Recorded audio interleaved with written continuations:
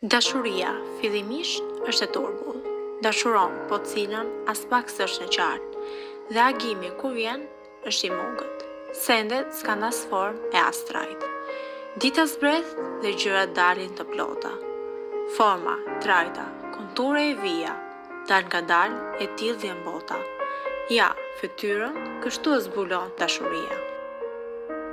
Historia e dashurisë midis ditërore dhe Sadia Gollit është një testament i një lidhje të fortë dhe të qëndrueshme që zgjati për më shumë se 5 dekada.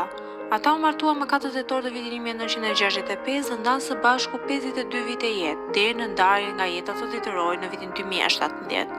Sadia ishte jo vetëm bashkëshortja e tij, por edhe lexuesja e parë, redaktorja dhe mbështetësja kryesore në krijimtarinë e tij letrare. Dhomën e tyre të gjumit, aty ku preshin 91 çifti që e dishin njëri tjetrin në çdo stin të jetës, ndodhen rrobat e tyre të ruajtura me kujdes, sikur të ishin ende aty, gati për të vazhduar përjetësisht jetën e tyre.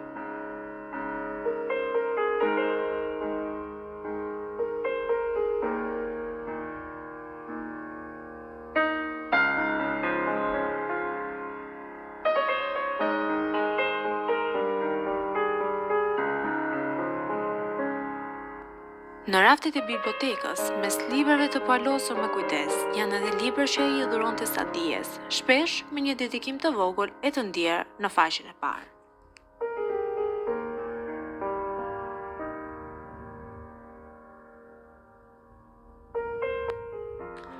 Ky muze nuk është thjesht një kujtim i letërsisë së ditërorit, është një poezi e kthyendur në kohë, një testament i një dashurie që nuk u shua kurrë, një vend ku dashuria dhe arti janë bërë një.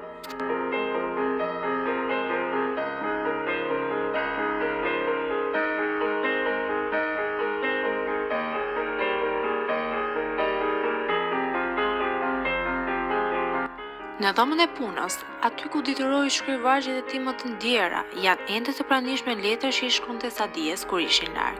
Ato letra të mbushura me fjalë që ndiqnin mallin dhe adhurimin e tij për të, janë dëshmi një lidhjeje që nuk u lë kurrë nga përkushtimi.